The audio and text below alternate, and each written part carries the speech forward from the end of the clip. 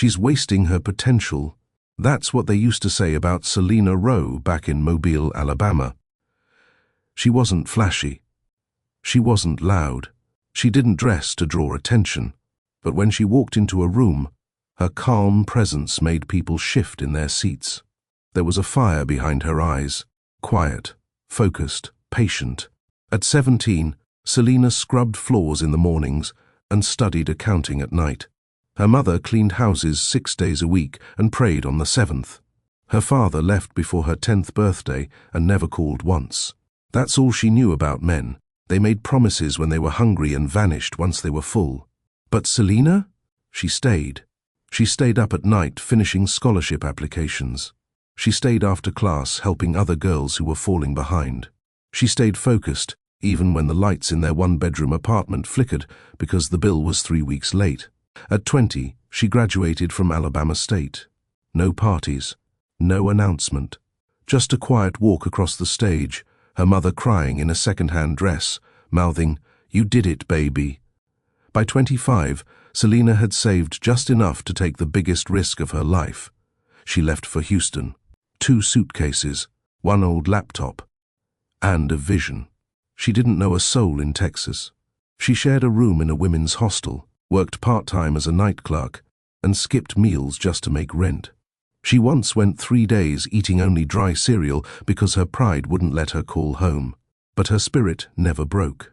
Each morning before work, Selena studied market trends. She tracked commodities, analyzed charts, and watched the dollar rise and fall like it owed her something. She built routines, practiced patience, and told herself the struggle was temporary, that one day someone like her, black, broke, and brilliant, would be the one writing the checks. She just didn't know that the man who would later mock her worth was about to walk into her life. It happened at the Houston Wealth Leadership Conference, a 5-star hotel. Industry elites everywhere, custom suits, champagne in glasses too slim to hold hope. Selena had volunteered to assist at a breakout session on ethical investing. She wore her best blazer, faded at the cuffs, and carried a clipboard like it was armor. That's when she heard the buzz. Darnell Grayson's here. The Darnell? His company just hit $1 billion. His net worth tripled this quarter. She'd never heard of him. When he walked in, the entire room tilted. People angled toward him like he had gravity in his bones. He wore navy, custom, shoes that didn't touch dirt, smile like he already owned the building. Selena didn't move. She kept checking the mic system at the podium, her eyes on the wiring. Darnell noticed. He was used to being noticed, but not ignored. When the session ended, he strolled over. Either you're too shy to say hello, or too smart to waste time. She looked up, unimpressed. Or maybe I'm just working. He grinned. You always this direct? Only when I'm tired. I could fix that. Selena raised an eyebrow. By doing what? Buying me a nap? He laughed. By offering dinner. She didn't even pause. I don't date men who measure value in net worth. He blinked. Just once. She walked away. What followed was 3 months of emails, voicemails, invitations. Selena refused every one until he showed up at the bookstore she worked in part-time and bought 5 books he clearly wouldn't read just to see her smile. Why me? She finally asked, halfway through their first dinner. He leaned in. Because you're the only one who doesn't treat me like I'm the second coming of Wall Street. That's not a compliment. It is to me. For the first time in her adult life, Selena felt like someone saw her, but it came with conditions. Darnell was charming, yes, but he was also calculated, one moment warm, the next distracted. He believed vulnerability was weakness. He'd turn his phone face down but still answer every call. He could talk about stock splits for hours, but couldn't ask her about her childhood without changing the subject. Still, Selena stayed. She stayed because she thought maybe softness could melt walls. That maybe, just maybe, love could be earned like trust. 9 months later, he proposed. Not with flowers, not with family, with paperwork. The contract was 38 pages. A prenup, hand-delivered in a leather folder. clauses about assets, brands, image protection, expectations of appearance, public discretion, no social media drama, no legal claims if he cheated. "I take care of mine," he said, flipping through the pages like it was casual. "You'll never have to worry about money again." Selina didn't react. She read every line, underlined 3, added 1 page of her own. Her terms were simple: 1 personal account in her name, and full freedom to work, invest, or start businesses. No interference. Ever. Darnell glanced at her notes, then chuckled. "Start a bakery if you want. You'll be too busy shopping to care." She smiled, and signed, because she already knew she wouldn't be starting a bakery. Their wedding was quiet. Darnell insisted on low-key elegance, but the guest list was still filled with names that made her stomach turn. Men who laughed too loudly. Women who fake-hugged. Flashbulbs. Champagne. Contracts disguised as toasts.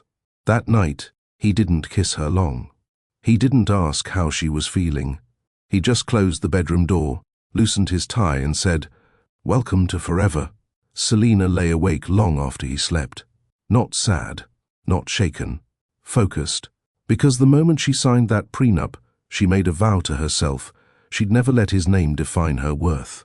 The mansion came with a name: Grayson Estate. Built on a hill, gated, 3-car garage, a private chef, custom marble, imported from Italy. Darnell made sure everyone who entered the house knew what success looked like. Selina didn't care for the chandeliers or the temperature-controlled wine cellar.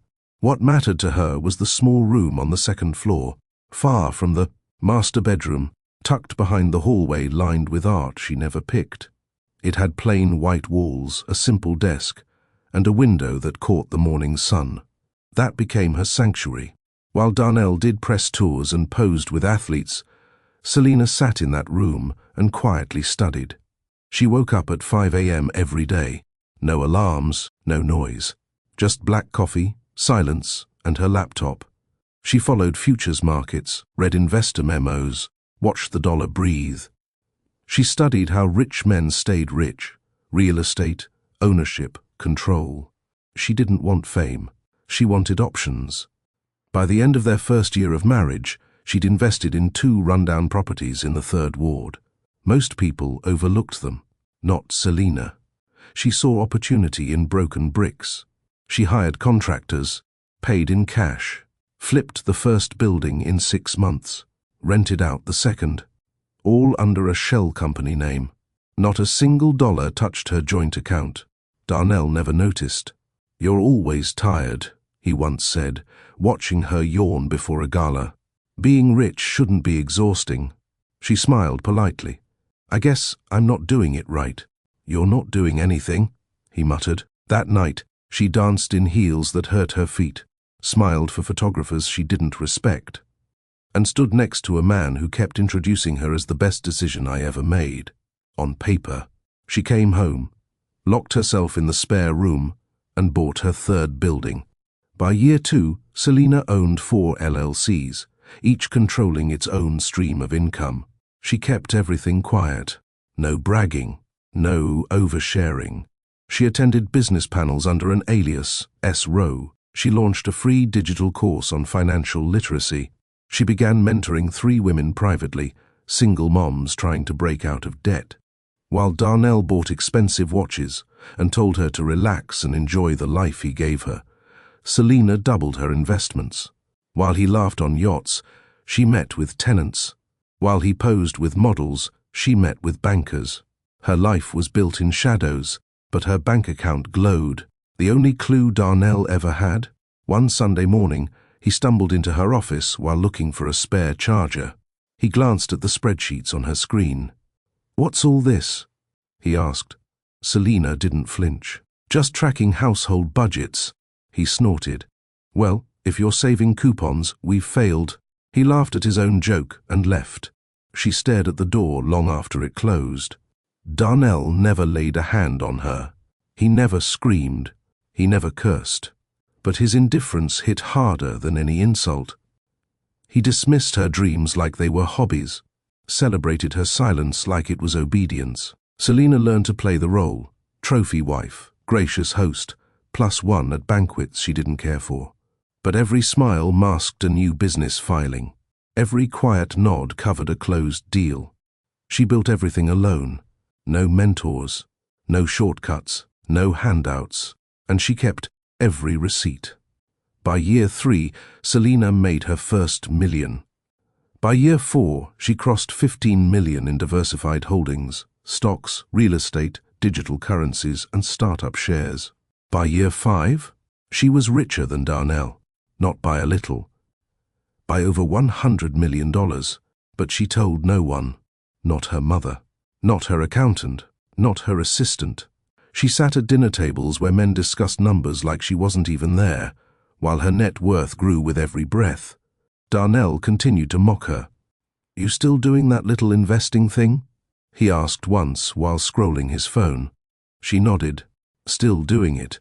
He scoffed. "I'll add it to my list of charitable donations."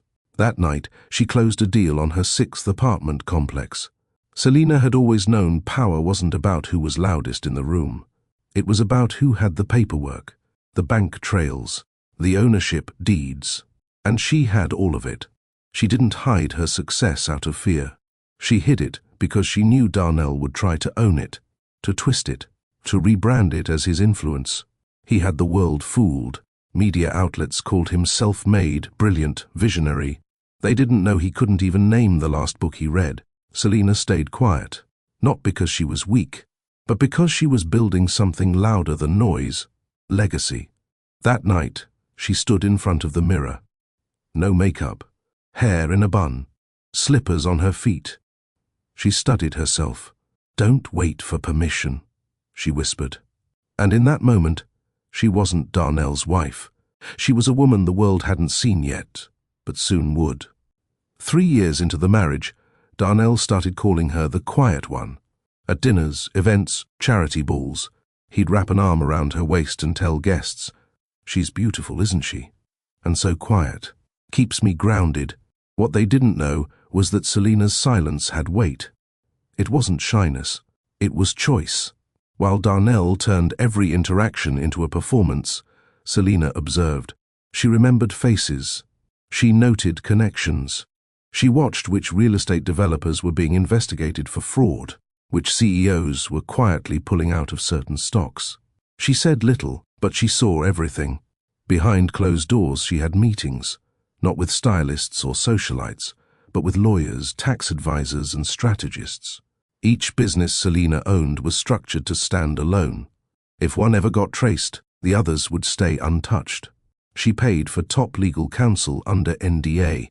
She met her team in modest co-working spaces, not marble offices. Everything about her empire was intentional and invisible. One afternoon, Darnell handed her a thick folder. "New trust. For when we have kids someday," he said casually. "You don't have to read it. It's boilerplate." She read it, every page, in silence. Inside were clauses, small, technical, where she'd have no rights over their children's financial future. Everything would sit under his name, his board, his terms. She placed the folder back on his desk without a word. "Everything okay?" he asked, not looking up from his phone. "Everything's clear," she replied. That night, she opened a new trust, under Rowe Holdings. Not for him, for the daughters she hadn't met yet, and the women they would become. Selina began speaking at investment panels, not publicly, not with cameras, private rooms, vetted audiences, under a different name. She wore neutral colors, never gold. Introduced herself as a wealth strategist, focused on women with backgrounds like hers, self-taught, overlooked, determined. She never mentioned Darnell. In fact, she avoided saying the word husband at all, because when people knew her by him, they assumed everything came from him.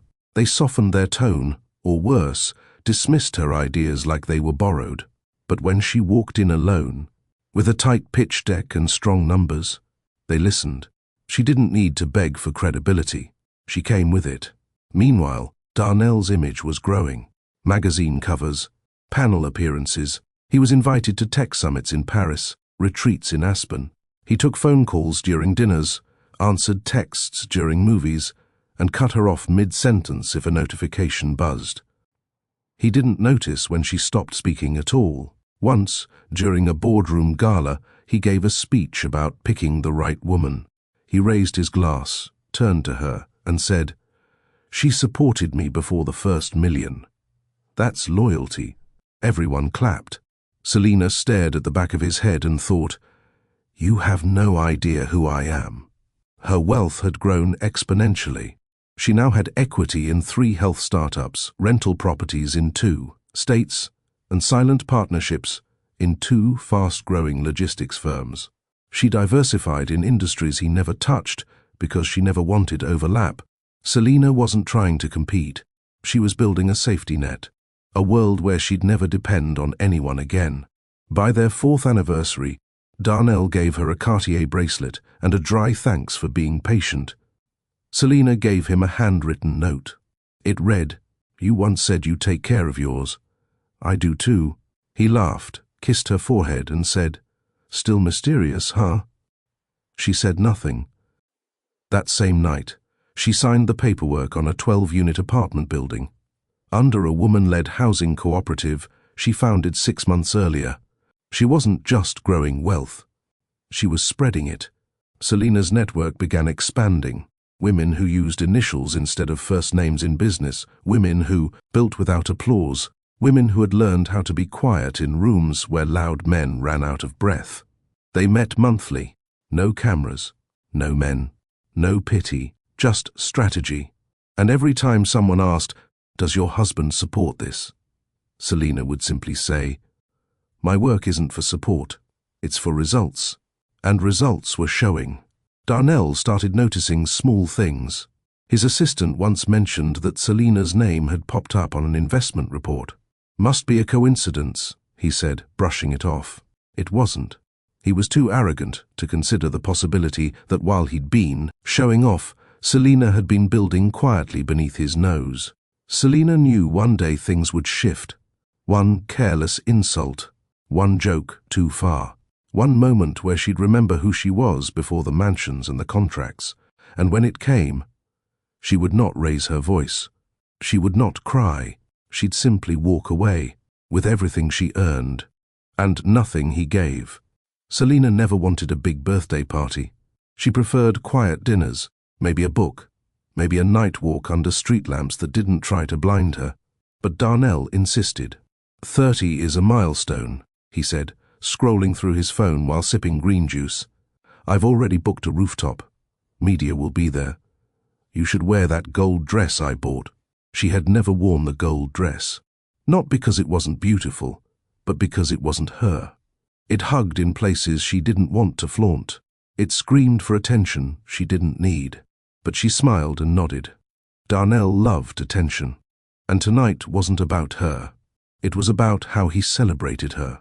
The rooftop was packed. Lights, cameras, guests in gowns and loafers with no scuffs. There were velvet ropes, photographers, a DJ who only played curated upbeat mixes that Darnell pre-approved.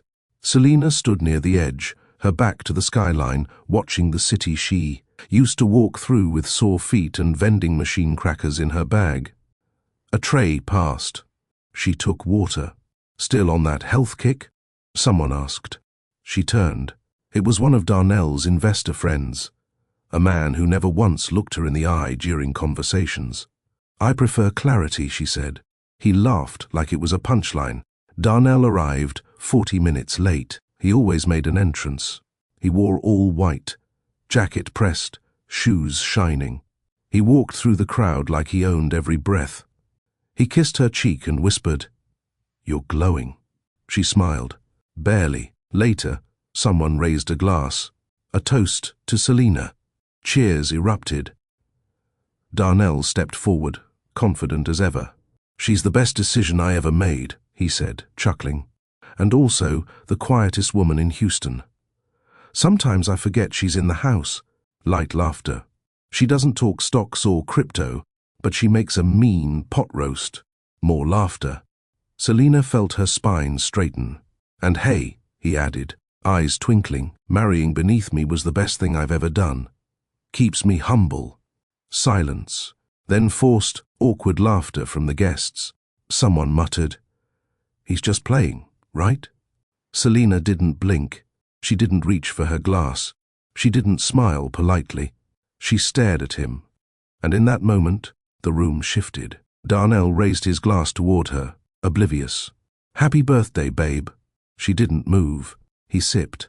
She turned around, walked to the exit, and left the party, alone. No one followed. She didn't cry on the ride home. She didn't slam any doors. She didn't scroll social media or draft an emotional text. She sat on the edge of their bed, pulled out the drawer under her nightstand, and retrieved a thin folder she hadn't touched in months. Inside, her personal clause from the prenup. Full freedom to work. No interference.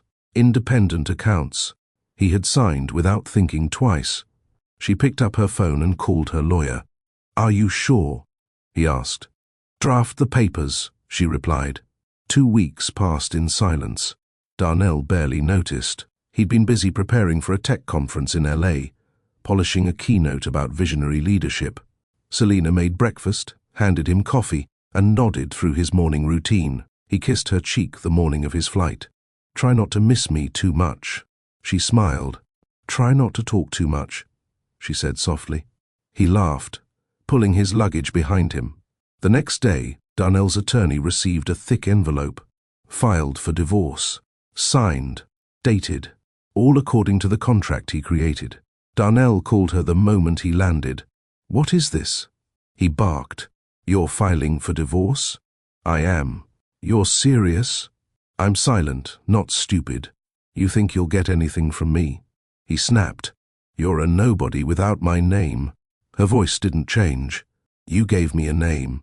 I gave myself value." He hung up. That evening, the internet stirred.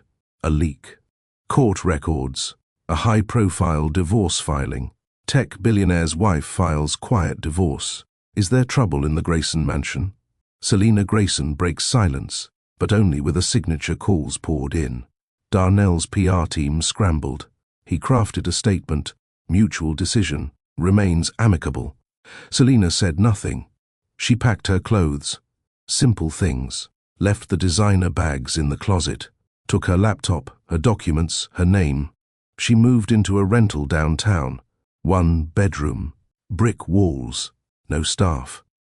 But she could breathe. Darnell tried to ignore it. He showed up to interviews, talked about future ventures, made jokes like nothing had changed. But something had. For the first time, someone walked away from him, without begging, without scandal, without noise. And he had no idea what she was walking away with. He assumed she was doing it for a payout, maybe attention, maybe to teach him a lesson. He underestimated her again. And it would cost him. Meanwhile, Selina prepared. She updated her legal team. She catalogued every asset. She printed records, ownership certificates, digital wallets, property deeds.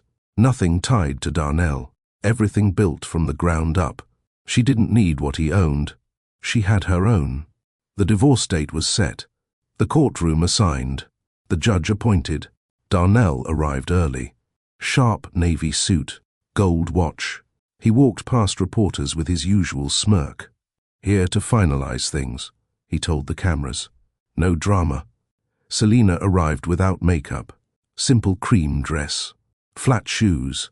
A manila folder in her hand. No entourage. No designer bag.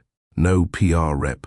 She nodded politely to the clerk and waited. She wasn't there for war. She was there for the truth. And the truth didn't need a press release. Have you ever been dismissed because someone thought your silence meant weakness? Have you ever stood beside someone who overlooked your worth, only to realize they never saw you at all? Do you know someone who built in silence while the world doubted them? Darnell laughed when Selina walked away. He thought it was over, but she wasn't done. She was just getting started. Stay with us, because what happens in that courtroom will leave you stunned. Tap like if you've ever been underestimated. Comment if you believe quiet power is the strongest kind. Subscribe So you never miss a story where dignity wins over arrogance. The courtroom was packed, not with family. Darnell hadn't invited any. Not with friends. Selina didn't need an audience. But with cameras, paparazzi angled at the windows. Online gossip channels were already drafting headlines before the judge even entered. Inside, Darnell sat with his lawyer. Confident, relaxed, checking his watch. He leaned toward his attorney and said, loud enough for others to hear, "Let's wrap this up quick.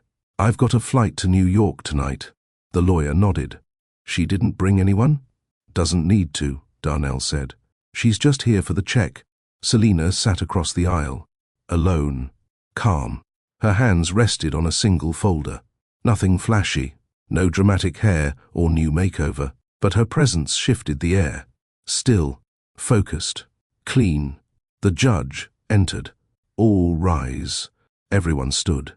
Silence followed. The judge took her seat and opened the case file. "Grayson versus Roe Grayson," she began. "Contested divorce. Both parties present?" Darnell's lawyer stood. "Representing Mr. Grayson." Selina stood. "Selina Roe Grayson. Representing myself." The judge looked up, intrigued. "No counsel?" Selina nodded. "None needed, Your Honor." A small murmur moved through the room. Darnell smirked. "She's just here to look strong," he whispered. The judge started with the basics: marital timeline, prenup acknowledgement, asset disclosures. Darnell's lawyer handed over a stack of documents, detailing his properties, accounts, shares, and luxury assets. There was even a valuation sheet, stating the total marital wealth. Selina listened without interruption. The lawyer finished. "Per the prenuptial agreement, Mr. Grayson maintains full ownership of all listed assets. We respectfully request the court finalize the agreement as stated." The judge turned to Selina. "Mrs. Roe Grayson, do you contest these terms?" Selina stood, lifted her folder, and walked forward. "I don't contest," she said, "but I'd like to add context." She opened the folder and handed the judge a set of neatly organized documents: ownership certificates, federal filings, business registrations, property deeds, tax records, investment summaries, all under entities registered to me prior to or during the marriage, with no marital funds involved. Darnell blinked. The judge flipped through the documents. "These are independent holdings?" "Yes, Your Honor. All legal, all documented." "And all mine?" The courtroom quieted. The judge raised an eyebrow. "These assets total just under $1 billion. Selina nodded. $978 million, give or take. Gasps. A few audible, "What?"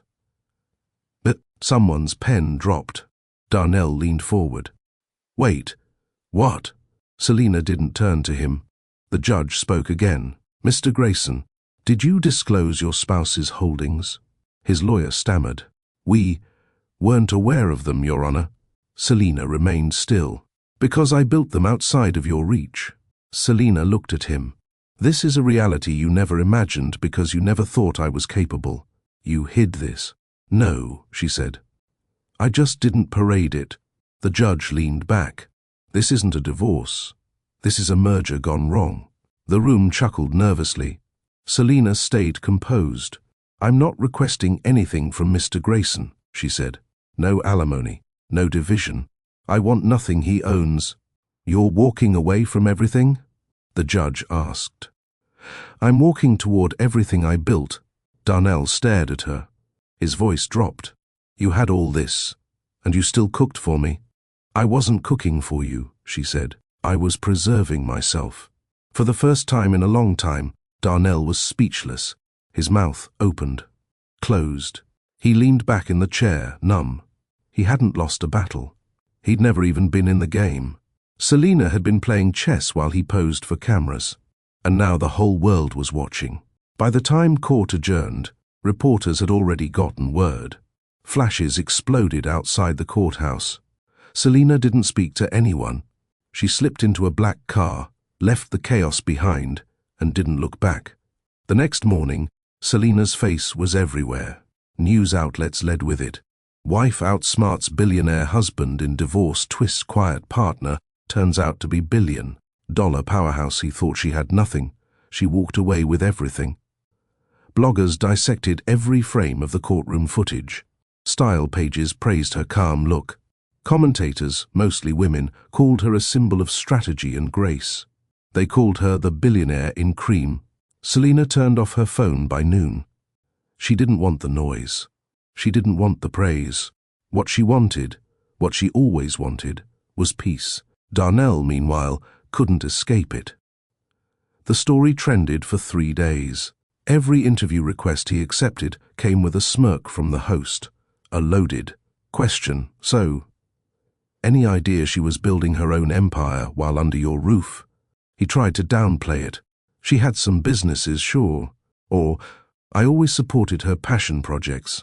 But the world had already chosen a side, and it wasn't his.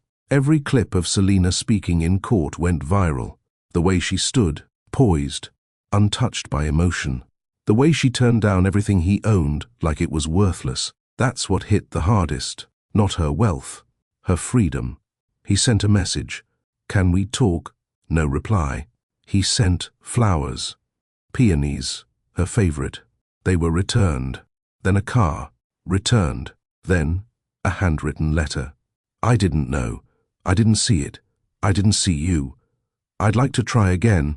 She shredded it. Selena moved differently now. She didn't hide, but she didn't announce herself either. She returned to her office, not in a skyscraper, but in a brownstone downtown. The same space she'd leased 3 years ago under Rowe Ventures. Her team was small. All women. All loyal. They knew her real story, but they didn't worship her. They respected her. Because she walked through fire without making a sound. One of her assistants entered her office that week with a tablet. There's a request, she said. CNN. They want to sit down. No, Selena said without looking up. They're offering a full-hour prime spot. They said you could frame the conversation however you want. I don't want. The assistant paused.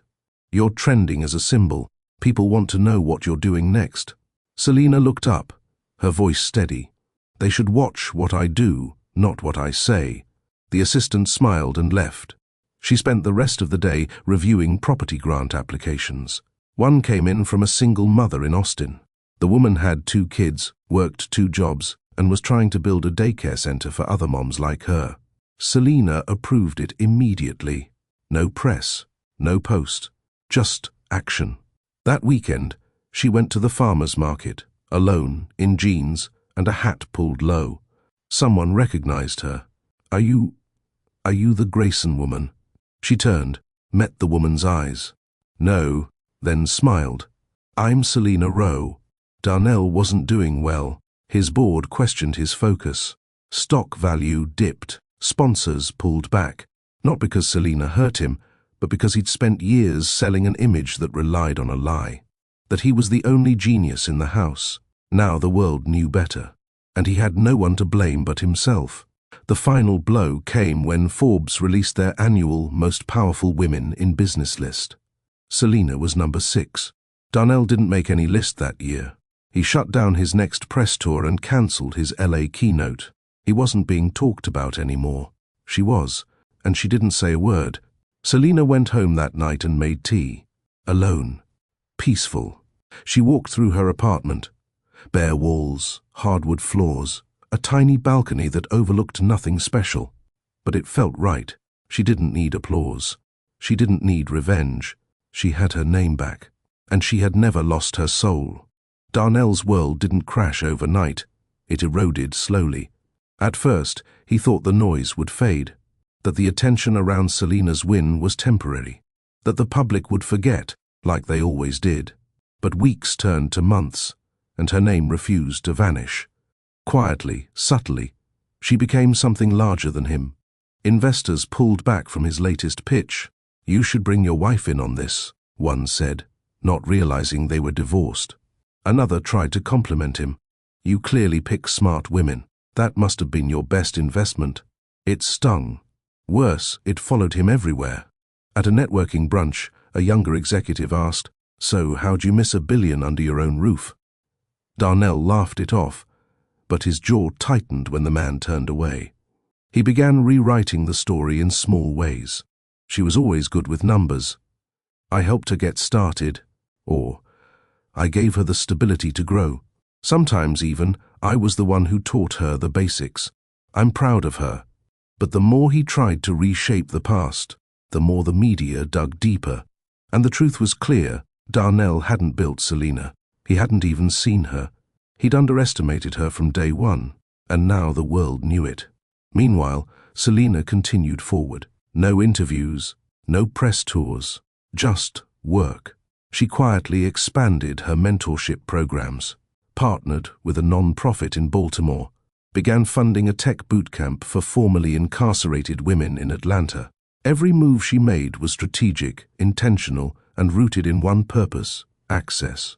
She didn't want to be a celebrity. She wanted to be a resource. One afternoon, she sat in her office reviewing a report from one of her housing initiatives. The report detailed the completion of 4 apartment units in a transitional neighborhood. 4 families now had stable housing. She smiled. No cameras, no audience, just satisfaction. That same day, her assistant forwarded a message to her private inbox. From Darnell. Subject line: one conversation. Selena stared at it for a full minute before opening it. The message was short. I miss you. Not your silence. Not the calm. Just you. I didn't know how wrong I was. Can we talk? She closed the laptop. Didn't reply. He didn't deserve a door. Not after he built so many walls. But she couldn't deny what the message stirred inside her. Not longing, not regret, but a memory of when they first met, before his ego, before the fame, when she thought love meant potential. Back then, Darnell had potential, but he chose performance instead of presence. She chose herself. Later that evening, she attended a private dinner with businesswomen across industries: tech, real estate, finance, education. They sat around a long oak table, no phones, no titles, just women who knew the cost of being overlooked. During dessert, someone raised a glass to Selena. "Thank you," the woman said, "for showing us we don't have to speak loud to be heard." Selena smiled. "I didn't do it to be heard. I did it so no one else could speak for me again." The table clapped, and for the first time in a long while, she let the applause settle into her spirit. Later that night, Darnell appeared on a podcast, a damage control move. The host asked the obvious question: "Do you think your ex-wife's success helped or hurt your image?" Darnell paused, visibly uncomfortable. "I think it showed I surround myself with strong people," he said. "That's leadership." The host tilted his head. "But didn't you joke that she married up? That she wasn't on your level?" Darnell chuckled. "Too late. That was taken out of context. She said nothing, yet walked away worth more than you." The air stiffened. Darnell cleared his throat. "We're different people. She's good at staying low-key. I'm good at making waves." But the world wasn't buying it anymore, because the man who used to command attention now looked like someone grasping at control he no longer had. Selena watched the clip once, then closed her phone. She didn't feel pity. She felt peace. The kind of peace that only comes when you know you've already said everything by saying nothing. Her attorney later informed her that Darnell had attempted to file a motion to renegotiate parts of the prenup based on new financial revelations. It was denied immediately. The judge labeled it as frivolous. Selena didn't even need to show up. She was protected. Because she planned ahead. Because she read the fine print. Because she didn't let his love blind her to legal clarity. She had honored the agreement, even when he assumed she was just another signature. And now, the only person rewriting history was him. Selena moved forward, steadily. She launched a podcast, not about her story, but featuring everyday women who had created something out of nothing. She didn't talk about Darnell once. She didn't need to. The numbers spoke for themselves. Her wealth kept growing. Her work kept expanding. She was no longer the quiet one. She was a movement. And Darnell, he was a reminder. That arrogance ages fast, but dignity never goes out of style. That power isn't how loud your name rings, it's how deeply your legacy roots. Selina kept planting seeds, and the world was starting to bloom around her. Darnell couldn't sleep, not because of the money. He still had plenty. Not because of Selina's wealth either, though that burned every time her name appeared beside his on finance blogs. What kept him awake was the silence. Her silence, the one thing he used to mock, was now the loudest sound in his world. He tried everything to fill the void. Private dinners, weekend trips, a new penthouse with skyline views. But none of it hit the way Selina's quiet presence once did. She never needed to say much. She just was, solid, thoughtful, whole. And now, she was gone. One night, he drove past the old mansion, the one she used to walk barefoot in. On Sunday mornings, with a cup of black coffee and a to-do list in her head. It looked darker now, emptier. He remembered how she used to sit by the window in that upstairs room, fingers flying across her keyboard, completely in her zone. He had laughed once, calling it pretend work. Now he knew better. That pretend work became a billion-dollar foundation, and he had ridiculed it while building press kits and posing with clients. Who couldn't tell the difference between marketing and mastery? Darnell made one more attempt. This time, he showed up outside her office. He waited. No cameras, no grand gestures. Just a man, finally stripped of ego. When Selina stepped out, her assistant flinched, ready to intervene. "It's okay," Selina said. She met his eyes. Darnell looked different. Older, tired, softer, maybe all three. "I just want 5 minutes," he said. She nodded once. "Walk with me." They strolled the block in silence. The air between them wasn't cold, but it wasn't warm either. Finally, he said, "You've done more than I ever expected." She paused. "That's the problem. You expected so little. I didn't know how to support you." "No," she corrected. "You didn't care to learn." He looked down. "You're right." She didn't speak. "I miss the quiet," he said. Not because it was peaceful, but because, in that quiet, I felt seen. She exhaled slowly. "Darnell," she said softly, "you didn't lose me when I left. You lost me when you stopped looking." He blinked, hurt settling across his face. "I would have changed," he whispered. "You had years. I thought I had time." Selina stopped walking. "Time isn't love," she said. "Presence is. You were present for everyone but me." He didn't defend himself. Not this time. "What happens now?" he asked. She turned to face him. "Now I live. And me? That's your choice." She walked away, and he didn't follow. Later that night, Selina sat on her balcony with a glass of tea. She didn't feel victorious. She felt clean, unburdened, because closure doesn't always come with a bow. Sometimes it's just a walk, a goodbye, and a truth spoken aloud. 2 weeks later, Darnell issued a public apology on his social media. Not a spectacle. Just a simple note. "I failed someone who deserved better. Not because she left, but because she stayed too long while I wasn't paying attention. I'm proud of what she's built, and I hope other men learn from my silence." Comments poured in. Some praised him. Others rolled their eyes. But Selina didn't respond. She didn't need to. Her life had already spoken for her. In the months that followed, Selina expanded her foundation, Row Rising, into 3 more cities. She launched a microfund for women of color building businesses in underserved areas. She funded a publishing grant for independent Black authors.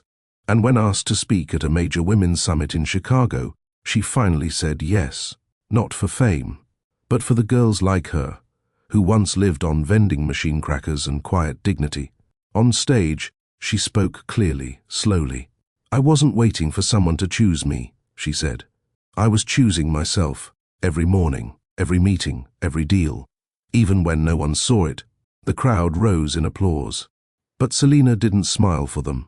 She smiled for the woman she used to be, the one who signed that prenup with her head high and her voice still, the one who never stopped working, building, believing, and the one who now walked in every room, not with a man's name, but with her own. Selina didn't set out to become an icon. She never wanted her name on magazine covers or her face quoted in news articles. What she wanted, what she'd always wanted, was to create something that couldn't be taken from her. Something built with purpose, rooted in reality and designed to last. Row Rising wasn't just an idea anymore. It had become a lifeline. It started with a few small grants. She funded 5 women to open home-based businesses, 2 seamstresses, a caterer, a daycare provider, and one who refurbished used furniture. She visited each of them in person. No cameras, no media team. Just a clipboard, a firm handshake, and honest questions. How can we support you long term? What are you afraid to ask for? Most of them cried before answering, not because they were broken, but because no one had ever asked them what they needed without attaching strings. Selina listened. She built her programs on those answers, and that's why they worked. In 6 months, Row Rising expanded into 4 states. Selina's model was simple: one, fund with trust, and teach with clarity. Walk away when they could stand. No micromanaging, no condescension, no "I saved you" narratives. She believed in equity, not exposure. And the women she supported? They thrived. One opened a storefront after 2 years. Another hired her first full-time employee. All of them sent Selina updates with photos, not for marketing, but to say thank you in their own quiet ways. Selina saved every one. She had an entire wall in her office covered in handwritten notes, most on scraps of paper, a few with glitter from little kids who helped decorate. None of them were public. They were hers. Proof of impact, no spotlight needed. Despite her resistance, the attention still came. A national business magazine sent a profile request. They didn't want to talk about Darnell. They wanted to talk about her. Selina refused. But they published the story anyway. The billionaire who stayed quiet and changed everything.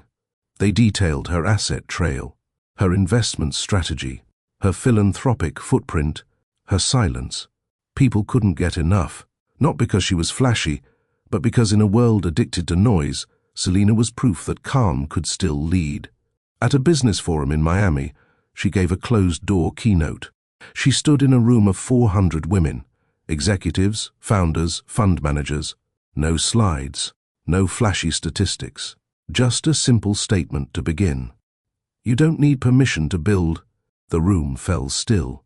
She continued, you don't need titles or applause or matching furniture. You don't need the person sleeping next to you to understand your dream. You only need one thing: consistency. By the end of the hour, women were writing down her words like scripture. Some cried. Others sat upright, rethinking their entire approach. Selina didn't gloat. She ended the talk with the same tone she started with. I'm not special. I'm just done asking for approval. Meanwhile, Darnell was nowhere near that clarity. His reputation hadn't fully crumbled, but it cracked in places he couldn't repair.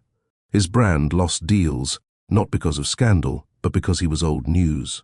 The podcast clips of Selina's courtroom presence were still circulating online. Her quote, "I'm walking toward everything I built," had become a slogan printed on tote bags, laptop skins, and journals. He wasn't even part of the story anymore. He was a footnote, a cautionary tale, the man who thought wealth was loud until he met a woman who proved otherwise. Selina's foundation received a surprise boost when a young black congresswoman publicly endorsed her work during a televised education summit.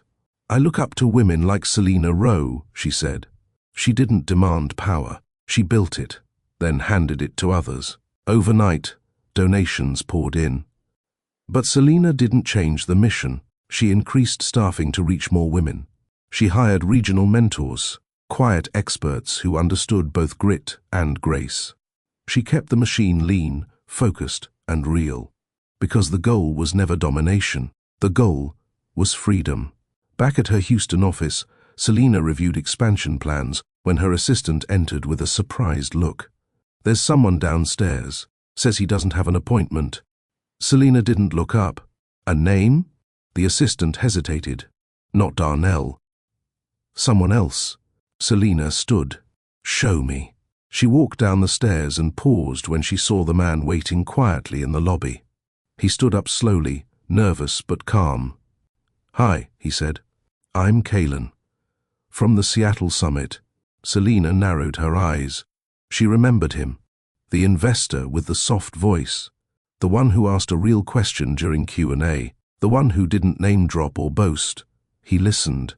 "I never forgot your answer," he said. "About wealth being more than numbers." Selina crossed her arms, curious.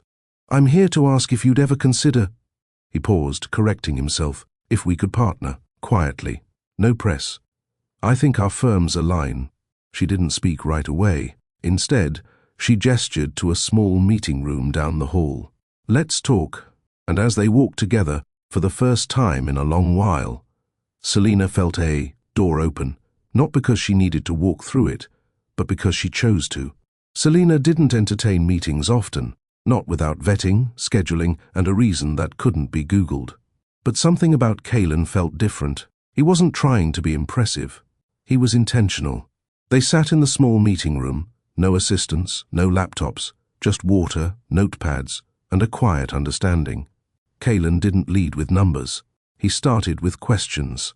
"What does protection look like to you? Financially, emotionally, professionally?"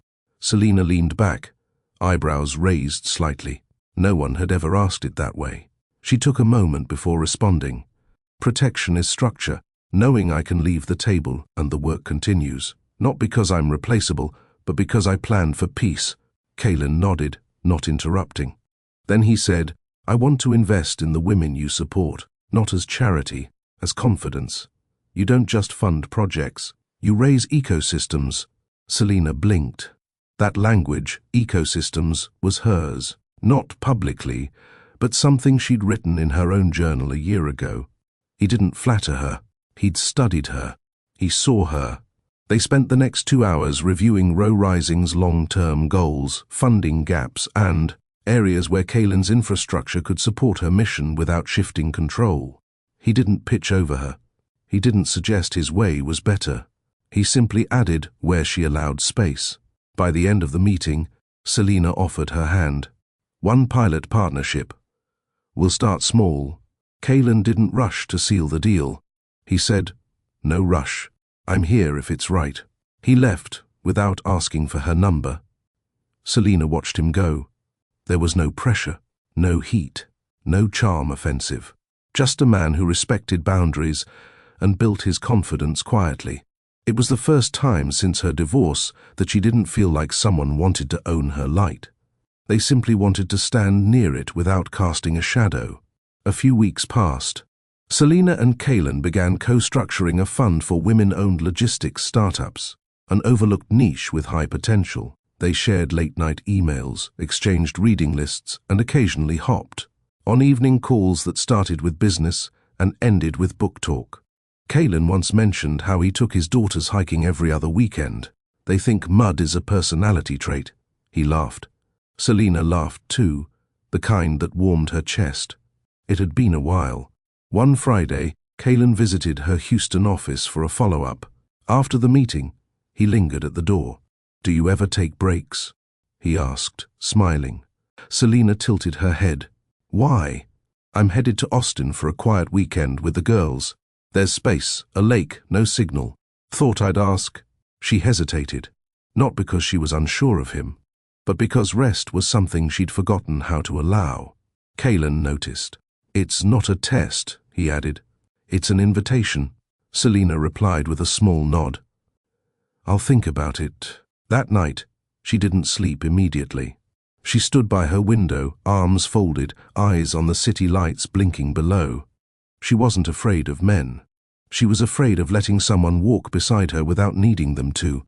But maybe this wasn't about need. Maybe this was about choice. 3 weeks later, she joined him on a Sunday. No media, no fancy clothes, just jeans, a hoodie, and her curls pulled back under a cap. His daughters were 7 and 9. They greeted her with shy smiles and blueberry-stained fingers.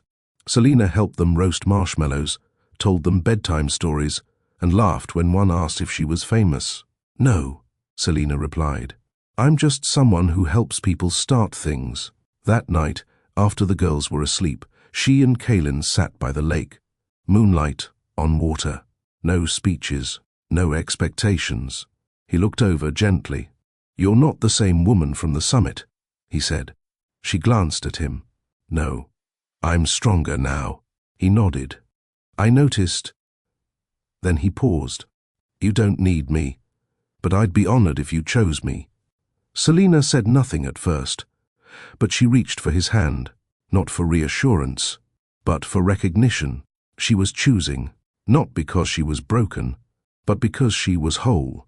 The next morning, she left quietly, before the girls woke, before the sun fully rose. But she left a note, not romantic, not poetic, just clear. Partnership should never require shrinking. Thank you for letting me stay full. Back in Houston, Selina returned to her work with new clarity. Not softer, not slower, but more open. Kaylin didn't replace anything in her life. He added, and she realized, for the first time in a long time, that love doesn't always arrive with grand gestures. Sometimes it shows up gently, knocking, asking, willing to wait. Selina stood at the edge of the stage. Backstage chatter hummed behind her.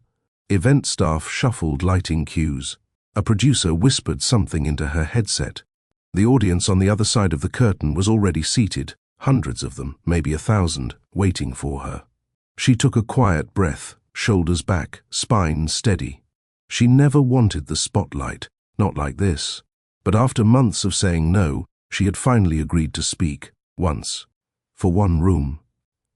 On one condition: no bios, no hype, no fancy introduction, just truth, raw, simple, unfiltered. Because sometimes, truth didn't need a pedestal. It needed a mic and space to land. A soft voice in her earpiece said, "You're up." The curtain parted. She stepped forward. The applause came immediately. Loud, long, respectful. But Selina didn't smile. She waited until it faded, then stood in the center, the single light casting a long shadow behind her. She looked out. A sea of women, every color, every age. Some in suits, some in sneakers, some taking notes already, others just watching, quietly. She spoke. "My name is Selina Rowe. Simple, firm. I wasn't born wealthy. I wasn't born prepared. I didn't go to the best schools, and I didn't marry a man who made me powerful." A pause. "I married a man who didn't see me." Silence swept across the room. She let it linger. While he spoke on stages, I studied in silence. While he chased headlines, I chased ownership. And while he dismissed my work, I built an empire beneath his nose. Murmurs, nods. "I'm not here because I was lucky. I'm here because I didn't wait for permission. I moved in silence until my work could speak for itself." Applause followed, not loud, but intentional. She continued. "They told me I was too quiet, too plain, too polite, that I should speak up, show off, step aside for someone louder." Her voice stayed even. "But I've learned that strategy doesn't need volume. It needs vision. It needs discipline. It needs the ability to hear yourself when the world is too loud." Someone near the front wiped a tear. "I'm not telling you to shrink yourselves to be heard. I'm telling you to grow so intentionally that you no longer need to explain your presence." Now the claps came faster, stronger. She lowered her voice. "You are not behind. You are not too late. You are not too soft." She paused again. "You're just not finished." The room erupted. After the speech, she walked backstage as cameras clicked wildly. A woman from the press ran up to her, breathless. "That quote about not waiting for permission, it's already viral. You broke the internet." Selina gave a small nod, already removing her mic. "I didn't come to break anything," she said. "I came to build." Later that evening, Selina returned to her hotel room. Alone. She poured herself a cup of warm water, no lemon, no honey, her kind of calm.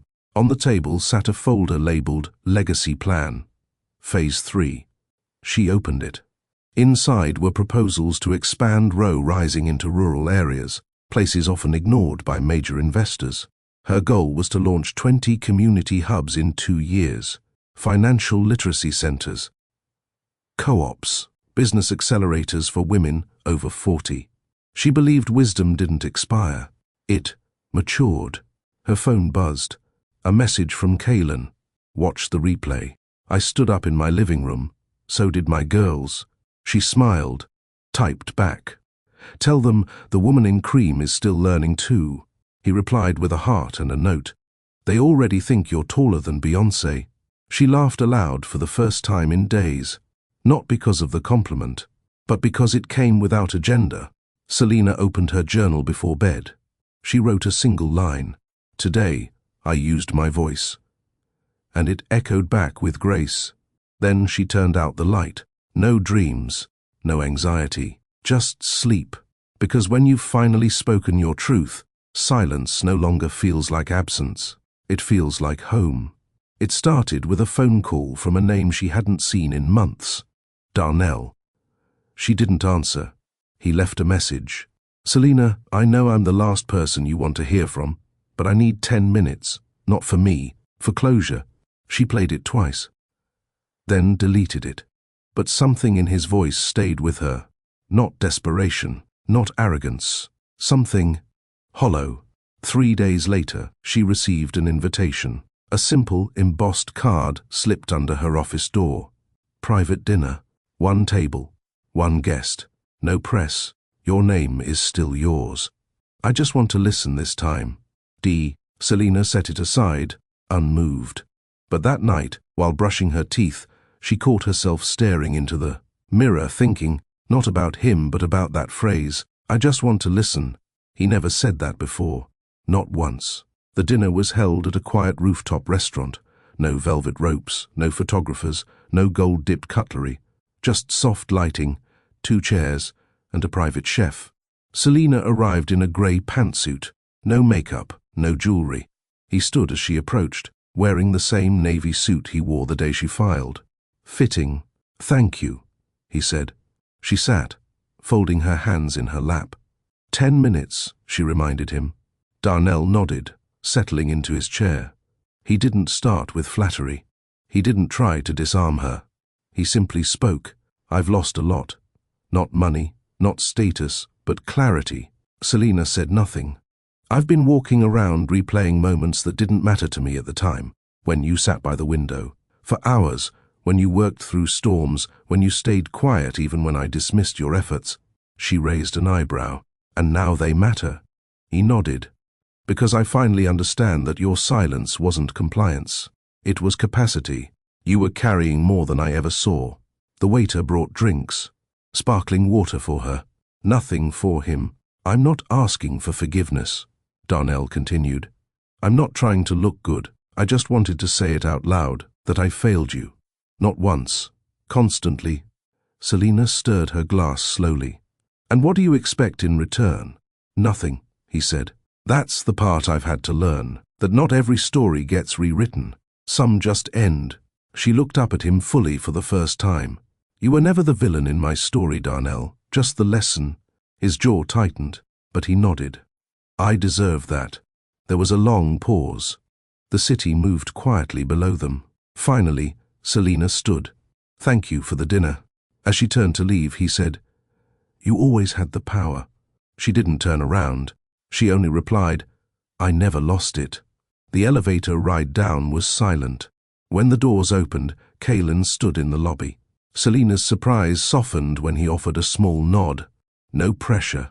I was nearby, he said. How did you know I was here? He smiled gently. A friend on your team let me know. Said you might not want to leave alone. She blinked. Not because she was startled, but because for once, someone anticipated her feelings, not her function. They walked outside, side by side. You okay? He asked. Selena exhaled slowly. Yes. It was overdue. Regrets? No. Just closure. They reached the car. As Kaylin opened her door, she placed a hand on his. I don't need protection, she said. I know, but I appreciate presence. He held her gaze. I'm not here to lead. I'm here to walk with you. That was enough. The next morning, Selina returned to her office early. Before the team, before the buzz, she sat alone at her desk and pulled out the final document in her legacy phase folder. A new vision, not just for grants or business incubators, but schools, financial academies for girls aged 12 to 18, nationwide, teaching them what took her a decade to learn: how to build, how to protect, how to walk away when necessary. The working name? The Selina Rowe School for Wealth and Worth. She stared at it for a long moment. Then she picked up her pen and wrote one word under the heading, approved. Have you ever needed to close a chapter, not with anger, but with clarity? Have you ever walked away from someone who finally saw your value too late? Do you know what it feels like to speak your truth, not for revenge, but for release? Selina didn't return to settle a score. She didn't need revenge. She needed space, to grow, to choose, to be free, because silence isn't surrender. Sometimes it's strength holding its breath until it's ready to speak. What's one thing you've outgrown but haven't released yet? Drop a comment below if you've ever walked away, not broken but full. Like this video if you believe closure doesn't need an audience, and subscribe for more powerful stories. Selina didn't mark the date on the calendar, but her body remembered. 1 year since the court hearing, 1 year since she slid that folder across the judge's desk and took back her name. She didn't throw a party. She didn't post a quote. She didn't even tell her team. Instead, she made tea, sat on the balcony of her modest but intentional home, and let the breeze move through her curls. For once, she wasn't planning anything. She was simply present. Across the city, Darnell was preparing for a quiet exit of his own. He'd decided to step down as CEO. His replacement was younger, louder, and sharper in public. But Darnell no longer had the stomach for cameras or quick deals. In one of his final board meetings, someone asked, "What will you do next?" He said, "Listen." The room chuckled. He didn't. Meanwhile, Selina was evolving. She had stopped referring to herself by old titles. Not ex-wife, not divorced woman.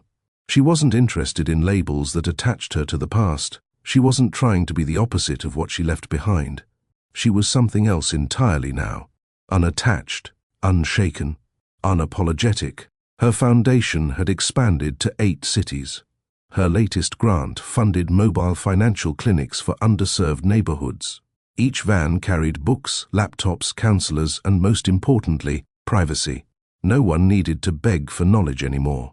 Selina gave it freely, because no one ever gave it to her. Kaylin noticed the change in her before she did. They had grown closer, not with urgency, but with understanding. He never pushed. He never asked, "What are we?" Instead, he said, "How are you today?" and waited for the real answer. They had lunch one Sunday in a quiet garden cafe. Kaylin arrived first. He brought one of his daughters, the younger one, Naomi, who proudly handed Selina a crayon drawing of Miss Rowe's school. Selina nearly teared up. "You're building something real," he said as Naomi ran off to feed the ducks. "I'm building what I needed," Selina replied. Kaylin watched her carefully. "You know you've become something bigger than the pain, right?" She nodded. "I no longer measure myself by what I survived. I measure myself by what I've created since." That evening she returned home and opened a box from the back of her closet. Inside was the wedding photo. She didn't shred it. She didn't burn it. She looked at the version of herself in that picture, the girl in the dress, eyes calm, shoulders back. She whispered, "You didn't lose yourself. You were just paused." Then she placed the photo back in the box, shut it gently, and slid it out of reach. Later that night, she journaled. Not about loss, about freedom. "I don't need permission to call myself whole. I'm not waiting for someone to make it make sense. I walked through it, and I kept walking." At a staff meeting the following week, one of her managers asked, "What's our theme for the new quarter?" Selina stood before her team, composed of women from every background, and answered without thinking, "Agency, not in the legal sense, in the personal sense. The right to decide what happens next, without apology." They wrote it down. Some underlined it. Selina didn't explain it further. She didn't need to, because every room she entered now echoed with the proof of her becoming, and she owed no one a definition. Selina hadn't spoken to her mother in almost 6 months. Not out of anger, just distance. Time, the soft kind that stretches between two people when neither one quite knows how to bridge the gap. Growing up, her mother didn't believe in softness. She believed in survival. Hard work, no dreaming. Selina had followed those lessons, but somewhere along the line, she started dreaming anyway. Now, her mother watched from afar, proud, yes, but also confused. What does a woman who scrubbed floors say to a daughter who turns silence into legacy? Selina finally picked up the phone one Sunday afternoon. "Mama," she said softly. Her mother's voice came through, tired but warm. "Lord, you still know my number?" Selina smiled. "Always." There was a pause. "Then, I saw that magazine cover. Didn't know they made billionaires in cream slacks and sneakers." Selina laughed. "You taught me not to show off. I taught you how to get through the door. You figured out what to do once you walked in." Another pause. Then, her mother's voice dropped low. "I didn't say it enough. I'm proud of you." "You don't have to," Selina said. "I know. No, baby. I do. Because I spent too many years teaching you how not to need a man, and I forgot to teach you how to still want good people around you." Selina's throat tightened. Her mother continued. "You were always building, even when I couldn't see it. I just didn't know you were building something no man could ever take." Tears came, unexpected but welcome. "I'm okay now," Selina whispered. "I know," her mother replied. "But even warriors get tired. Let somebody hold your sword sometimes." Selina didn't respond. She didn't need to. They sat in silence together. This time, it was healing. After the call, Selina closed her laptop. She didn't work that day. She didn't plan anything. Didn't chart projections or respond to emails. She went for a walk. Just her and the wind. She walked past the buildings she once dreamed of owning. Past the coffee shop she could have bought but never did. Past a mural of a black girl wearing glasses, spray-painted next to the words, "You are already what they said you could never be." She stopped and stared at it. A little girl walked by with her mother, pointed at the mural and said, "That looks like Miss Rowe." Selina turned, met the child's eyes and smiled. "Maybe it does." That night, she hosted a quiet dinner at her home. Kaylin, his daughters, 2 of her closest friends from her first startup investment, a young artist she was mentoring. No big speeches, no fancy centerpieces, just good food, laughter, and warmth. As the night wound down, Selina stepped onto the balcony. Kaylin joined her. "You okay?" he asked, handing her a glass of ginger water. She nodded. "I had a good day." "What made it good?" "My mother saw me." He nodded slowly. "And did you see her?" "Yes, for the first time in years." She looked up at the sky. "I thought closure only came from broken relationships, but sometimes it comes from the ones that never had the words in the first place." Kaylin placed a hand over hers. "And now?" Selina turned to him. "Now I'm writing new ones." The next morning, she returned to her office and added a new initiative to the Row Rising roadmap. Intergenerational wealth conversations, workshops for mothers and daughters, sisters, aunts and nieces, grandmothers and girls, safe spaces to unpack the silence passed down between women, to break it, to build something else. Because sometimes power wasn't just in ownership, it was in understanding. Selina didn't need to be seen to feel real anymore. But the people who saw her now, they saw all of her, and she finally knew what it meant to let them in without losing herself. It began with a letter, not an email, not a DM. An actual handwritten letter on thick cream paper slid into Selina's office mailbox without a stamp. It read, "You changed my mother's life. Now she's changing mine. I'm 12. I want to build something too. I just don't know what yet. But I wanted you to know I believe it's possible now. Zara." Selina held the letter for a long moment, then set it down gently beside her keyboard. No media coverage, no cameras, just proof. Proof that what she built had moved beyond profit and plans. It had rippled into the next generation. She didn't cry. She closed her eyes and let the moment settle. This was legacy. Not the buildings, not the numbers, but the belief she left behind in others. 2 years earlier, Selina thought she'd lose herself in her marriage. She thought her silence would swallow her whole.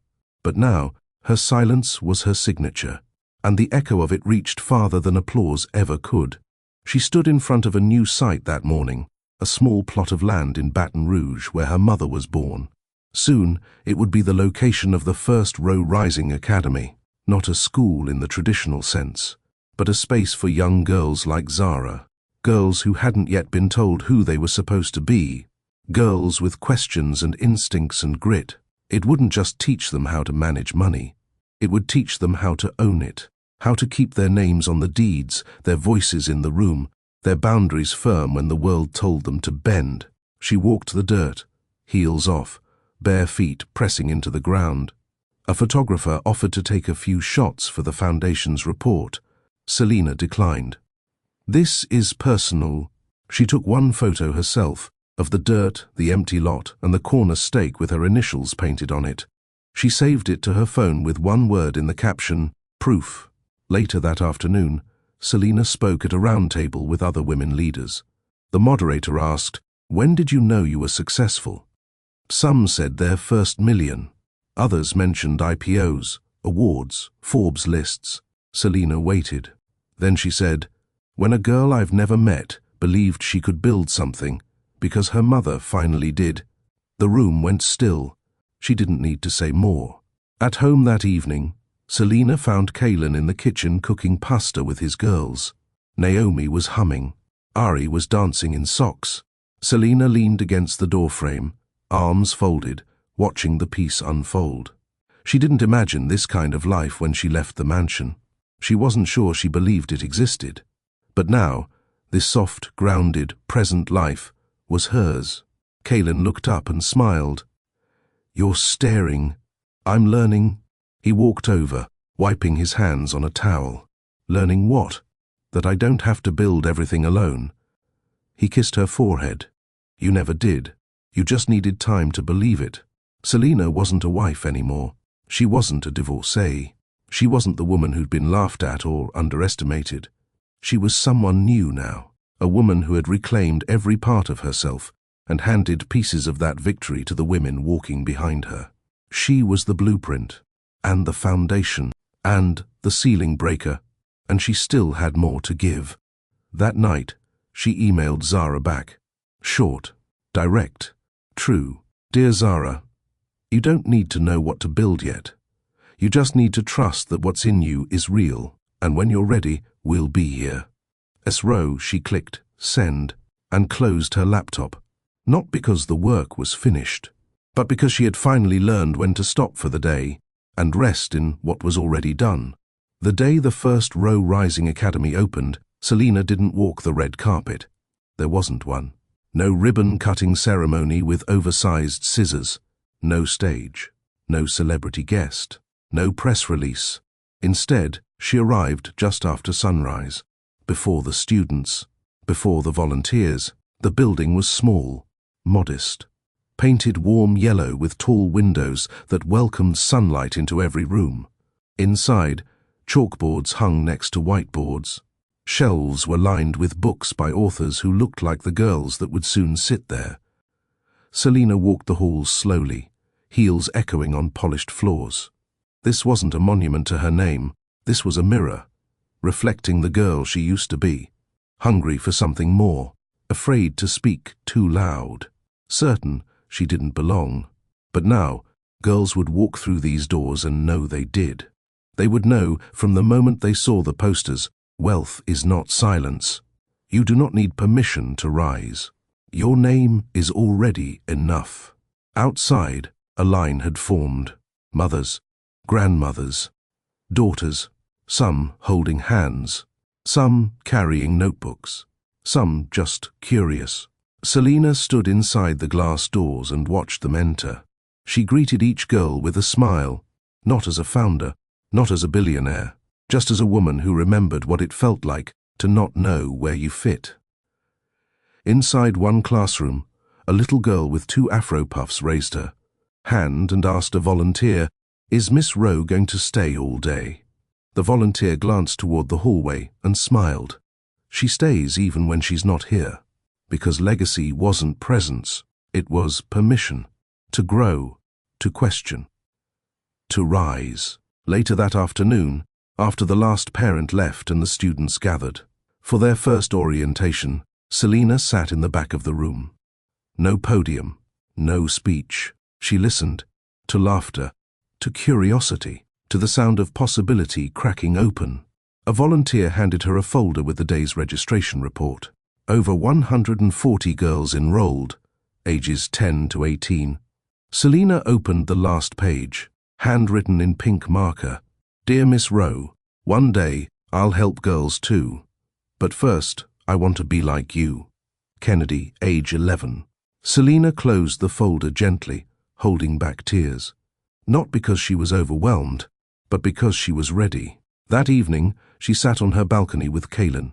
He brought out 2 cups of tea and a blanket. "How was it?" he asked. "Loud," she said. He raised an eyebrow.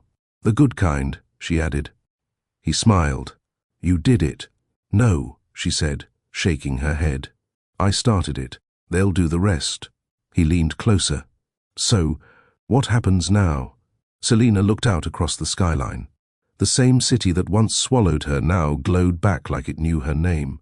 "Now," she said, "I keep giving it away." The next morning, Selina did something she hadn't done in a long time. She returned to Mobile, alone. No entourage, no announcement, just her and a single suitcase. She visited the neighborhood where she grew up, the old duplex with the cracked sidewalk, the gas station where she used to buy day-old bread when the fridge was empty, the church where her mother cleaned floors after Sunday service. She stood outside the old building for a long while, then knocked on the door. An elderly woman answered. Selina smiled. "I used to live here." The woman tilted her head. "You're Selina Rowe." "I am." "Come in, baby." They sat for an hour, talked about the city, the changes, the memories etched into walls and sidewalks. Before she left, Selina asked for a moment alone in the bedroom that used to be hers. She stepped inside. It was painted blue now. The carpet had been changed, but in the corner, the same crack in the wall stretched like a scar across the drywall. Selina knelt and ran her hand over it, then whispered, "You didn't break me. You held me." She left a note on the kitchen table for the woman who now lived there. "This house raised me. Let me return the favor. You'll find the deed is now in your name, paid in full, no rent, no catch, just Grace S. Rowe." On the ride back to Houston, she didn't think about headlines or funding rounds or net worth. She thought about that girl she used to be, and how proud she'd be to know that one day she wouldn't just own buildings, she'd own her story, and write new ones for others to live inside. They asked her to speak again, this time at an international women's summit in London. Sold-out seats, global broadcast, sponsors lined up with platinum logos. But Selina hesitated. She didn't build her life to be a brand. She built it to be real. Still, something about this moment felt different. Not because of the stage, not because of the scale, but because this time she wasn't walking into the room as someone's wife, someone's ex, or someone who made headlines. She was walking in as herself, fully. The auditorium was massive. Rows of women in business suits, hijabs, braids, hearing aids, heels, and sneakers, all of them different, but drawn to the same center.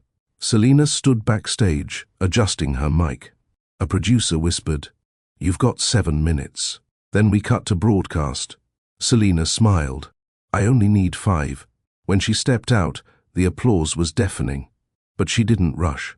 She walked calmly to the middle of the stage, hands at her sides, heart steady. The spotlight dimmed to a soft glow. She looked into the crowd and said, "Some people only learn your value after you leave the room." Silence. Then stillness. because everyone was listening now. I used to think my voice wasn't strong enough, that I needed to prove my worth before I could speak with certainty. She paused. I married a man who mistook my silence for surrender. He thought I stayed quiet because I had nothing to say. She scanned the room. But silence is strategy. Silence is study. And when the moment is right, silence ends. A wave of snaps and applause rippled through the crowd. I didn't walk away from a marriage, she continued. I walked away from being misunderstood. I walked away from being underestimated. She leaned forward slightly. I didn't leave because I was bitter. I left because I was full. And then she delivered the line that would go viral by morning. You don't need to burn bridges when you built the whole road. The room rose to its feet. Backstage, reporters waited. One asked, "Do you ever regret leaving it all behind?" Selina answered without pause. I didn't leave it all. I left what wasn't mine. They asked about Darnell. She shook her head. I don't speak for men who spoke over me. Later that evening, she found a quiet spot by the hotel window, looking out at the London skyline. Kalen called. "Watched your clip 3 times, he said. You had the room in your hands. I didn't want the room, she said softly. I wanted the message to land. It did. His voice was steady. I'm proud of you. Selina smiled, leaning her head against the glass. Thank you. You ready for what's next? She looked out at the city again. More walking, she said. Not away this time. Forward. She journaled that night. A simple line. You don't owe anyone your softness if they can't honor your strength. Then she closed the book and turned off the light. No noise, no fanfare, just the quiet of a woman who knew who she was and why she never had to explain it again. Selina sat on the edge of her hotel bed, barefoot, robe wrapped around her, the lights of London blinking beyond the floor-to-ceiling glass. She wasn't tired.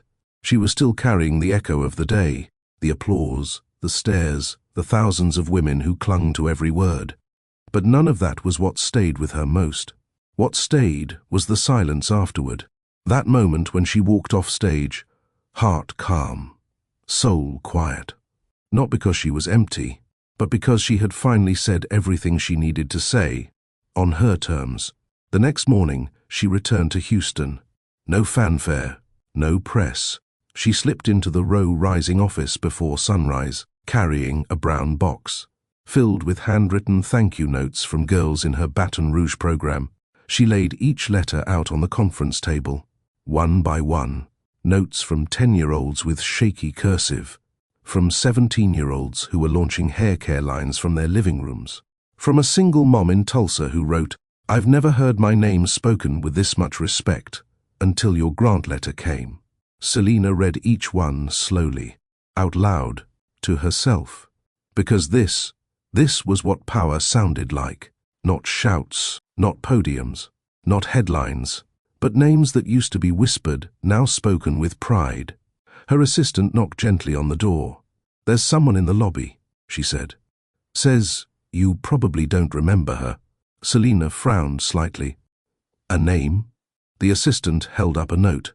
Yasmin Delgado. Selina blinked. Send her in. A few minutes later, a woman walked in, late 20s. Confident now, but familiar. Selina recognized the sharp eyes instantly. Yasmin had been one of the first girls she mentored in private, back when Selina still used an alias, when Row Rising didn't exist yet. Yasmin had been fresh out of a group home, no direction, all defense. Now, she was glowing. I came to say thank you in person, Yasmin said, and to tell you I just opened my 3rd shipping center. Selina stood, walked around the desk, and embraced her. You did it, she whispered. Yasmin pulled back and grinned. I didn't do it alone. Selina shook her head gently. You did the work. I just held the door open. They sat for an hour. Yasmin told her everything. Her new staff, her scholarship fund, the mural she painted in her first building with the words, Don't wait for the world to get quiet. Make your move anyway. Selina laughed softly. I remember when you didn't speak in full sentences. And you remember when I thought I was a statistic, Yasmin replied. After she left, Selina sat at her desk and stared at the growing stack of stories. Not numbers, names, not reports. That weekend, she held a closed-circle retreat for her staff, 30 women across 9 cities. No spreadsheets, no reports, just breathing, healing, checking in. She opened the session with one prompt: "What did you unlearn this year?" The answers came slowly at first. "I unlearned that asking for help is weakness. I unlearned that I have to be perfect to be respected. I unlearned that I can't take up space." Then Selina answered, "I unlearned that silence is only a shield. It can also be a sword, one that cuts through noise and speaks without shouting." The room sat with that. Then someone added, "You taught us that, Selina." She looked around. "No, you proved it was true." When she returned home that night, Kalen was in the kitchen, chopping onions and humming off-key. He turned when he saw her and smiled. "There's my piece." Selina set down her bag, walked up to him, and rested her forehead against his. "No," she whispered. "You're mine." They ate by candlelight, kids already asleep. After dinner, Kalen poured her a glass of ginger water and asked, "What's next?" Selina didn't answer right away. Then she leaned back and said, "I'm going to make sure girls don't grow up believing they're powerless just because no one handed them a microphone." Kalen raised his glass. "To the woman who doesn't need a microphone because the world finally started listening." The Hilton Ballroom in downtown Manhattan pulsed with quiet elegance. Crystal chandeliers, velvet chairs, soft jazz humming beneath the clinking of champagne flutes. But every person in that room waited for one name. Not a celebrity, not a politician. Selina Rowe Grayson. Tonight, she wasn't just a guest. She was the honoree. The North Star Woman of the Year award, given to leaders who shifted industries, changed lives, and didn't ask for applause. Selina stood behind the curtain, calm but aware, her hands folded, her breath steady. Her assistant, Keisha, stood beside her, grinning from ear to ear. "I know you don't love attention," Keisha whispered, "but tonight you earned this stage." Selina glanced at her. "It's not about the stage. It's about what happens after it." The announcer's voice cut through the ballroom. "Please welcome to the stage the woman who didn't just break ceilings, she built staircases. Selina Rowe Grayson." Applause thundered, but Selina didn't rush. She stepped onto the stage like she was stepping into her own home, quietly, purposefully. The lights didn't blind her. She met the crowd's eyes, row by row, not looking for validation, but to remind them, "I'm here because I worked, because I stayed steady, because I didn't fold." She took the mic. No papers, no screen, just her voice. "When I was 17, she began, I worked nights at a laundromat. I didn't own a car. I walked home alone after midnight with my keys in one hand and pepper spray in the other." The room hushed. One night, an older woman stopped me and said, "You look tired, but not defeated." I told her I had 2 shifts left and finals tomorrow. She handed me a sandwich, and she said something I never forgot. Selina paused. "Make all this tired mean something." A single nod from an older black woman in the front row. Others leaned in. Selina continued, "That sentence followed me through broken apartments, through betrayal, through boardrooms where no one said my name right, through a marriage where my silence was mistaken for weakness. No gasps, just stillness, because they knew. Every woman in that room had held her tongue in a room where she built the table, but wasn't allowed to sit. I'm not here because I'm the smartest or the richest. I'm here because I kept building when no one was clapping, because I didn't need the lights to know my worth." She paused, then scanned the audience. "My name is Selina Rowe Grayson, not because of who I married, but because I wrote every page of my story, even the ones written in tears. More than applause followed." Women rose, one by one. No cue, no prompt, just the kind of standing ovation that says, "We see you. We are you." Backstage, Kaylin stood with her daughters, now teenagers, smiling, clapping, holding back tears. "She's always been this woman," Kaylin whispered to them. Even when no one knew it, one of the girls said, "We did Later that night, while the ballroom emptied, Selina stayed behind. She walked the edges, ran her fingers along the wood railing, touched the velvet curtains. She didn't feel small in this room. She felt solid. Keisha appeared beside her, holding a tablet. "Your speech is already trending." Selina didn't look at the screen. "I hope it reminds someone they don't need to go viral to matter." Outside, a chill danced in the air. Selina stepped into her car, the award still in her hands. But she didn't cradle it. She simply set it beside her and leaned her head back. Tonight wasn't about the award. It was about the girl who once slept in a shelter and promised herself she'd never let pain turn her bitter. She kept that promise. Back home, Kalen was already making tea. He didn't ask about the event. He just handed her the mug and kissed her temple. "You good?" he asked. Selina nodded. Better than good. She reached into her purse and pulled out the award, set it on the kitchen counter, then opened her laptop. "Tonight was a moment," she said, "but tomorrow's work still needs doing." Kalen smiled. "That's why they rose for you." 2 weeks after the gala, Selina stood at the center of a new construction site on the south side of Houston. Steel beams reached into the sky. The Row Rising logo was painted across a temporary banner. But this wouldn't be temporary. This building, 5 stories tall, would house single mothers, survivors of domestic abuse, and women aging out of foster care. Selina watched the crane lift another panel. A little boy pointed up at the sky and said, "Mom, look, they're building something big." His mother, wearing a reflective vest and a Row Rising hard hat, smiled. "That's what Miss Selina does. She builds." Selina's throat tightened. This was bigger than any award. This was legacy. By year 3 of Row Rising, the numbers spoke loud. And 12,000 plus women trained in personal finance. 800 businesses launched. 15 housing developments built. 0 media scandals. No vanity campaigns. Just work. But her favorite moments weren't in reports. They were in handwritten letters. One read, "Because of your workshop, I got out of debt, got my own apartment, and my daughter now sleeps in her own bed. Thank you for seeing women like me." Another said, "I used to think quiet girls didn't win, but then I watched your divorce trial. Now I walk into boardrooms knowing I don't have to get loud to be heard." Selina kept those letters in a private drawer. She never posted them. Some victories don't need to be shared to be sacred. One quiet Saturday, she sat at her desk at home, sorting through applications for the new Row Rising grant program. Kalen walked in with 2 mugs of coffee. "You've been at it since 5 a.m. Selina shrugged, eyes still scanning. "There's a woman in Atlanta who's building a co-op for teen moms. She just needs startup capital." He sat beside her. "Let's fund her." She looked up. "You didn't even see the numbers. I trust your heart more than a spreadsheet." She smiled. "That's dangerous."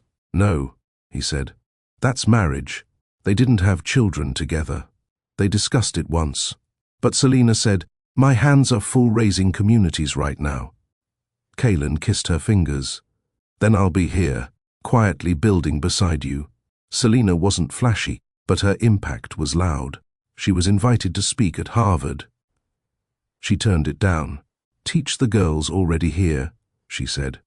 "I'll be mentoring the ones you overlook." She donated anonymously to her old college's women's dorms, funded better meals, better books. She never asked for naming rights. But one day, she got a photo. The new reading room plaque read, "For the girl who was told tiredness didn't look good on her, keep going anyway." She sat with that image for a long time. Darnell eventually remarried to someone younger, flashier, more public. Selina didn't flinch when his wedding made headlines. She simply texted Keisha, "Schedule meeting with housing committee. We're breaking ground in Jackson next." No bitterness, no comparison, just clarity. On the 5th anniversary of Row Rising, Selina hosted a closed-door retreat in Sedona. Only 20 women. They didn't bring gowns. They brought journals. They didn't take selfies. They took notes. And on the last night, under an open sky, one woman asked, How do you stay grounded when you're so successful? Selina smiled. I never chase being known. I chase being useful. A pause. Then she added, I don't lead women out of darkness. I give them flashlights. What they do next is their victory. That line went viral, even though no cameras were allowed, because someone in the circle went home and repeated it to a daughter, who told her friend, who posted it. Selina never corrected the quote. Truth doesn't need credit.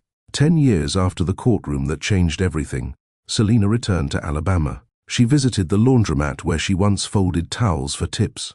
It had closed down, but a mural now covered its walls, commissioned by the city. It showed a black woman in a cream dress, standing tall with blueprints in one hand and a key in the other. The caption read, Build quietly, rise fully. Selina stared at it for a while, then walked back to her car without saying a word. That night, she and Kaylin sat on the porch of a rental home nearby. No paparazzi, no formal wear, just 2 cups of mint tea and a southern breeze. He asked, Do you ever miss who you were before the storm? She shook her head. She never left. She just learned how to build roofs. As the moon climbed high, Selina leaned her head on his shoulder. You know what I still think about? She asked. What? The look on his face. The moment the judge read my net worth out loud, Kaylin chuckled. You petty now. No, she said. Just grateful I kept receipts. They both laughed. Not cruelly, but with the kind of laugh that only comes from peace. If Selina's story stirred something in you, if you've ever been laughed at, overlooked, or underestimated, let this be your reminder. You don't have to shout your worth. You can build it, quietly, boldly, bravely. And when the time comes, let your legacy speak for you. Like, share, subscribe, because someone out there needs this reminder tonight. Maybe it's you.